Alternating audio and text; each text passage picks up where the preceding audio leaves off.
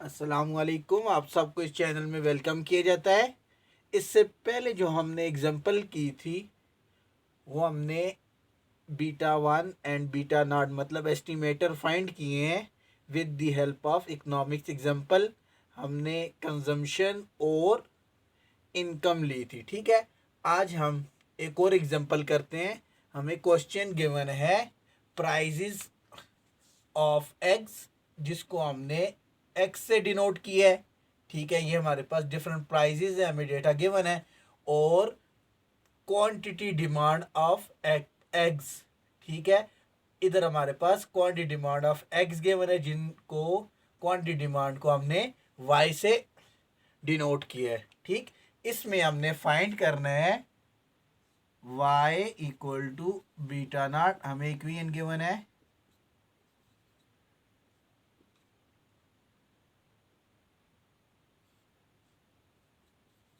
ये हमें equation given है। इसमें हमने बीटा नॉट और बीटा वन की वैल्यू फाइंड करनी है, और इसमें हमने बताना है कि प्राइस क्वांटिटी डिमांड को कितना इम्पैक्ट कर रही है, ठीक है।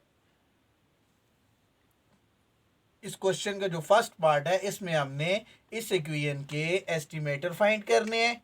उसके बाद दूसरा इसका पार्ट है कि हमने इन एस्टिमेटर के जो आंसर आएंगे उनकी इंटरप्रिटेशन करनी है, ठीक है। और एक और इसका पार्ट है जिसमें हमें एक्स की वैल्यू गिवन है और हमने क्वांटिटी डिमांड फाइंड करनी है। अब इस क्वेश्चन को स्टार्ट करते हैं। अब इस क्वेश्चन को सॉल्व करने के लिए जो फर्स्ट स्टेप है, फर्स्ट स्टेप क्या है, आप इधर इन एस्टिमेटर्स के फॉर्मूले लिखें, ठीक है, जिससे आपको इजी हो जाएगा आपने क्या क्या कैलकुलेट करना है। फर्स्ट हम बीटा वन का फॉर्मूला लिखते हैं। Beta one cap equal to summation, इधर हमने एक्स वाई लिया हुआ है, समेशन एक्स वाई, यही फार्मूला है। नहीं, इधर हमारे पास एन भी आता है, n summation x y minus summation x summation y, ये हमने प्रूव किया था formula, divided by n summation x का स्क्वायर माइनस समेशन एक्स का होल स्क्वायर, ठीक है। बीटा वन का हमारे पास ये फार्मूला है। और दूसरा बीटा नॉट का हम कौन सा फार्मूला यूज करते हैं, beta naught equal to y bar minus beta one cap x bar, ठीक है। फर्स्ट स्टेप के आप क्या करें, फार्मूले लिखें जो आपने एस्टिमेट करने हैं। इसमें हमने बीटा वन और बीटा टू को एस्टिमेट करना है। उसका हमने फार्मूला लिखा n summation x y minus summation x summation y, n summation x का स्क्वायर माइनस समेशन एक्स का होल स्क्वायर। और बीटा नॉट का फार्मूला आ गया y bar minus beta one x bar, ठीक है। अब इसमें हमने देखने हमने क्या क्या कैलकुलेट करने। फर्स्ट एन, एन हमारे पास आ गया नंबर ऑफ टर्म। इधर हम देखते हैं हमारे पास एन कितना है, 1 2 3 4 5 6 7 8 9 10। एन हमारे पास क्या आ गया, इधर हम लिख देते हैं एन इक्वल टू 10। इस फार्मूले की पहली चीज हमने एस्टिमेट कर ली है। उसके बाद सेकंड स्टेप क्या करना है, अब हमने इसमें समेशन एक्स वाई फाइंड करना है, ठीक है। समेशन एक्स वाई का क्या मतलब, इस एक्स को वाई के साथ मल्टीप्लाई करना है। इधर जो नंबर आएगा वो इधर लिखेंगे, सेकंड को मल्टीप्लाई करेंगे, थर्ड को, फोर्थ को, जो आंसर आएगा उसका समेशन ले लेंगे, ठीक है। उसके बाद थर्ड समेशन एक्स हमने फाइंड करना है, मतलब इस एक्स का हमने सम करना है। तो हम इसको जब ऐड करेंगे तो हमारे पास आएगा 89, ठीक है। 9 प्लस 12 12, इस तरह सबको हम ऐड करेंगे, हमारे पास 89 आएगा, ठीक। उसके बाद नेक्स्ट क्या है, समेशन वाई।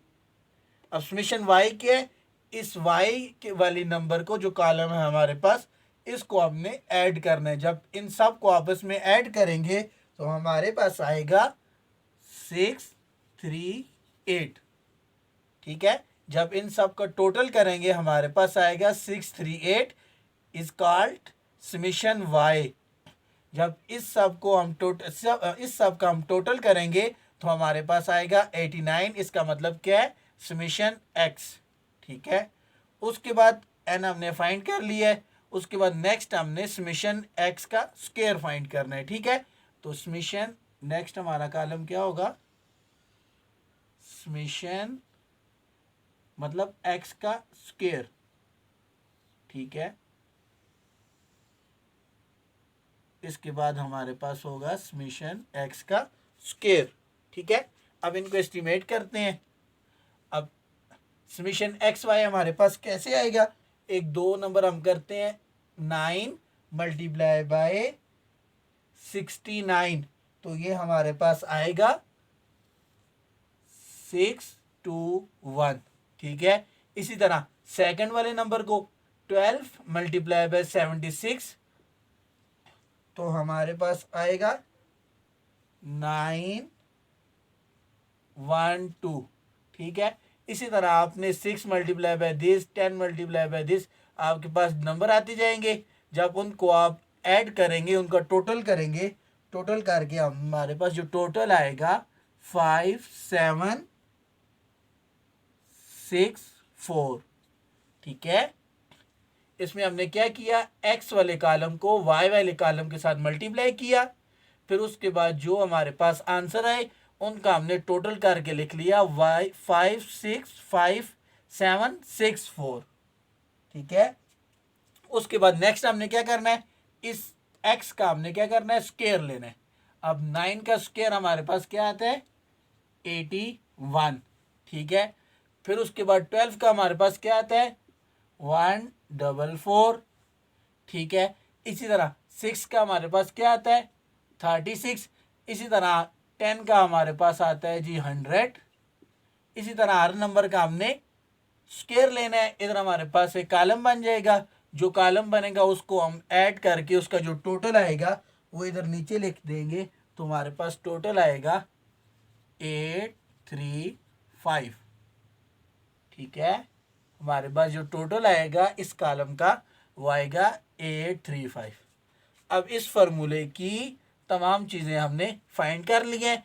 अब ये वैल्यूज़ हम इस फार्मूले में पुट करते हैं, तो हमारे पास फार्मूला है β1 इक्वल टू n, हमारे पास क्या आ गया 10, n की जगह n का नंबर जो n की वैल्यू है, ठीक है। उसके बाद समेशन एक्स वाई, तो समेशन एक्स वाई हमने इधर अभी एस्टिमेट किया है 5764, ठीक है। उसके बाद माइनस समेशन एक्स हमारे पास आया 89। उसके बाद समेशन वाई हमारे पास आया 638, ठीक है। उसके बाद n 10, समेशन x का स्क्वायर हमारे पास आया 835 माइनस समेशन x का होल स्क्वायर। समेशन x हमारे पास आया है 89 का स्क्वायर, ठीक है। अब हमने क्या करना है, इस 10 को इसके साथ मल्टीप्लाई करना है, इस 89 को इसके साथ मल्टीप्लाई करना है, इस 10 को इसके साथ मल्टीप्लाई करेंगे, इसका स्क्वायर लेंगे, तो हमारे पास जो नंबर आएंगे वो हम इधर लिख देंगे। जब हमने 10 को इसके साथ 10 को 5764 के साथ मल्टीप्लाई किया, तो हमारे पास आया 5764 माइनस 89 को 638 के साथ मल्टीप्लाई किया, तो हमारे पास नंबर आया जी 5682, ठीक है। जब इस 89 को 638 से मल्टीप्लाई किया तो हमारे पास आया 56782, और जब 10 को 835 से मल्टीप्लाई किया तो हमारे पास आया 8350, माइनस जब 89 का हमने स्क्वायर लिया तो हमारे पास आया 7925, ठीक है। जो हमारे पास मल्टीप्लिकेशन से उनको मल्टीप्लाई कर लिया और जो स्क्वायर आ रहा था उसका स्क्वायर ले लिया। उसके बाद क्या करना है, इसको इसमें से माइनस करना है, इस नंबर को इसमें से माइनस करना है, तो हमारे पास नंबर आ जाएगा 858 डिवाइडेड बाय 429। ठीक है, तो जब इसको इसके साथ डिवाइड करेंगे तो हमारे पास आ जाएगा बीटा 1 कैप इक्वल टू 2। ठीक है, बीटा 1 की हमारे पास वैल्यू आ जाएगी 2। ठीक है, ये हमारा फर्स्ट स्टेप था, हमने फार्मूला लिखा, उसके बाद बीटा 1 को एस्टिमेट किया। उसके बाद सेकंड स्टेप क्या है, अब हमने बीटा नॉट को फाइंड करना है। ठीक है, अब बीटा नॉट का हमारे पास फॉर्मूला है Y bar minus beta 1 x बार। बीटा 1 तो हमने फाइंड कर लिया, अब वाई बार और एक्स बार फाइंड करना है। पिछली वीडियो में हमने पढ़ा था we know that y bar equal to summation y divided by n. ठीक है, समेशन वाई की जगह आप समेशन वाई की वैल्यू पुट करो, तो ये हमारे पास आती है 638 डिवाइडेड बाय 10। जब इसको हम डिवाइड करते हैं तो हमारे पास वैल्यू आती है 63.8। ये हमारे पास वाई बार आ गया। ठीक है, इसी तरह हमने एक्स बार निकालना है। एक्स बार हमारे पास इक्वल टू है, x bar equal to summation x divided by n. इधर हम समेशन एक्स की वैल्यू डालेंगे, एन की वैल्यू डालेंगे, उनको डिवाइड करेंगे तो हमारे पास आंसर आएगा एक्स बार इक्वल टू 8.9। ठीक है, अब हमने वाई बार भी हमने फाइंड कर लिए, y bar equal to 63.8, x bar equal to 8.9। अब हम इन वैल्यूज़ को फार्मूले में पुट करते हैं तो ये हमारे पास आ जाएगा beta naught equal to y bar हमारे पास आया 63.8 माइनस, ठीक है, बीटा 1 हमारे पास 2 और एक्स बार हमारे पास आया है 8.9। ठीक है, अब इस 2 को इसके साथ हमने मल्टीप्लाई करना है, तो ये हमारे पास आएगा जी 17.8।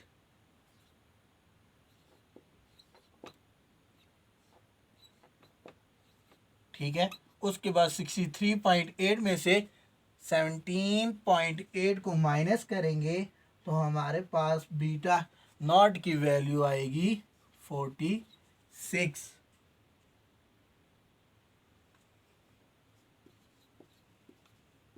ये हमारे पास बीटा नॉट की वैल्यू आ गई। ठीक है, अब हमने जो हमारे पास इक्वेशन गिवन थी उसमें बीटा नॉट और बीटा 1 की वैल्यू सॉल्व कर ली है, फाइंड कर ली है। अब इसके बाद इस क्वेश्चन का दूसरा पार्ट है, इनकी हमने इंटरप्रिटेशन करनी है कि ये क्या शो कर रहे हैं। ठीक, अब इनको उठा के हम इक्वेशन में पुट करेंगे, y equal to beta naught आ गया 46 प्लस 2 और 2x। ठीक है, अब ये हमारे पास y क्या थी, demand of x, quantity demand of eggs, और ये हमारे पास x क्या थी, प्राइस ऑफ एग्स।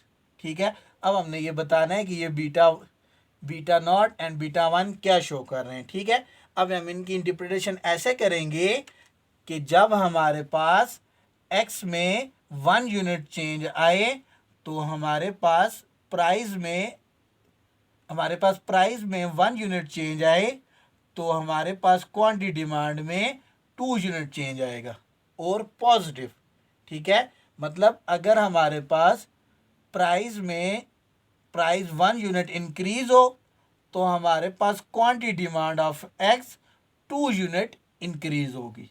ठीक है, फिर देख लें कि जब हमारे पास इसमें एक्स में प्राइस में एक्स हम प्राइस को डिनोट कर रहे हैं, प्राइस में 1 यूनिट चेंज आएगी तो उसका इम्पैक्ट डिमांड के ऊपर कितना पड़ेगा, 2 यूनिट। ये इसकी बीटा 1 की इंटरप्रिटेशन आ गई, ठीक है।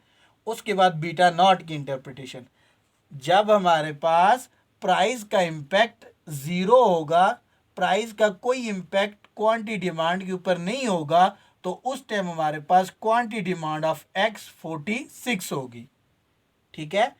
बीटा नॉट क्या शो कर रहा है, जब हमारे पास प्राइस का इम्पैक्ट कोई नहीं होगा, ज़ीरो होगा, तो अदर फैक्टर की वजह से या हमारे पास उस टाइम क्वांटिटी डिमांड कितनी होगी, 46। ये इनकी इंटरप्रिटेशन आ गई है, ठीक है। बीटा 1 क्या शो कर रहा है कि एक्स का इम्पैक्ट, प्राइस का इम्पैक्ट डिमांड पे कितना आ रहा है, ठीक है। और बीटा नॉट क्या शो कर रहा है कि जब हमारे पास प्राइस का कोई इम्पैक्ट नहीं होगा, तो उस टाइम हमारे पास क्वांटिटी डिमांड कितनी होगी, ठीक है। इधर तक समझ आ गया। अब इसी क्वेश्चन का जो थर्ड पार्ट है, इसी क्वेश्चन का थर्ड पार्ट है कि अगर हमारे पास प्राइस x इक्वल टू 15 हो, तो हमारे पास उस टाइम क्वांटिटी डिमांड कितनी होगी, ठीक है। अगर हमारे पास प्राइस ऑफ x 15 हो, तो हमारे पास उस टाइम क्वांटिटी डिमांड कितनी होगी, तो हम ये कैसे फाइंड करेंगे, y इक्वल टू 46 प्लस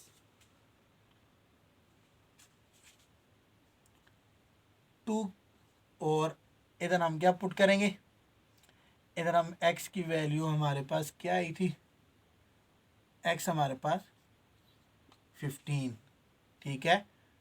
तो 2 मल्टीप्लाई बाय 15, 46 प्लस 15 हमारे पास कितना आ गया, 30, ठीक है।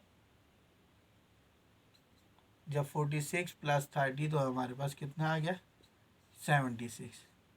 तो हमारे पास उस टाइम हमारे पास क्वांटिटी डिमांड कितनी होगी, 76, जब हमारे पास एग्स की प्राइस 15 होगी, ठीक है। अगर आपको इसमें से कुछ समझ ना आया हो, तो आप हमसे इस बारे में इस कमेंट करके भी हमें बता सकते हैं। इंशाल्लाह इससे रिलेटेड हम 1-2 एग्जांपल और करेंगे, ठीक है। चलें, अल्लाह हाफिज़।